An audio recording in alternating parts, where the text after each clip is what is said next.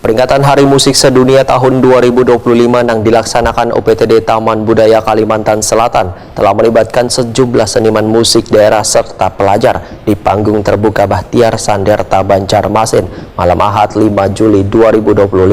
Kegiatan yang dihadiri ratusan pecinta seni wan warga ini menghadirkan musik tradisional, modern hingga kolaborasi. Peringatan Hari Musik Sedunia tahun 2025 yang dilaksanakan UPTD Taman Budaya Kalimantan Selatan telah melibatkan sejumlah seniman musik daerah serta pelajar di panggung terbuka Bahtiar Sanderta Banjarmasin malam Ahad 5 Juli 2025. Kegiatan yang dihadiri ratusan pecinta seni wan warga ini menghadirkan musik tradisional, modern hingga kolaborasi.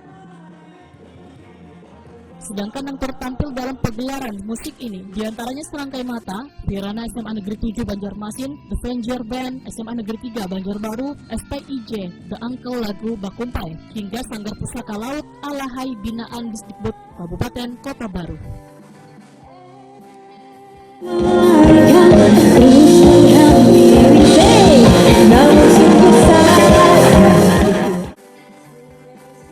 Kepala UPTD Taman Budaya Kalimantan Selatan Suharyanti SSN Wacakoni Prima TV memadahakan pagelaran musik seni sengaja melibatkan para pelajar sebagai wadah bagi mereka dalam mengembangkan kemampuannya di bidang olah seni musik.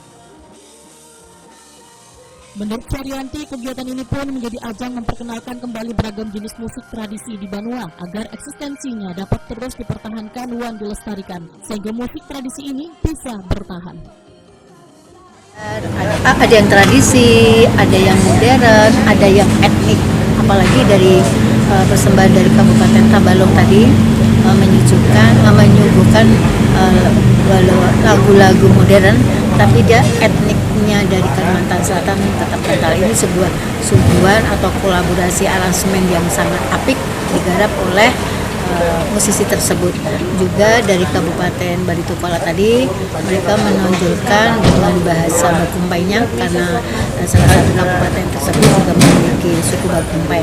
Jadi dari beberapa masing-masing kabupaten, Kota Baru juga memiliki ciri khasnya dari musik Alahai tadi. Jadi mereka menonjolkan eksistensi musik di daerah masing-masing yang dituangkan di dalam peringatan Hari Musik Sedunia ini di Taman Budaya. Dan untuk anak-anak, walaupun dia junior, dia juga sudah menyuguhkan apik baik lagu-lagu yang modern maupun lagu-lagu daerah.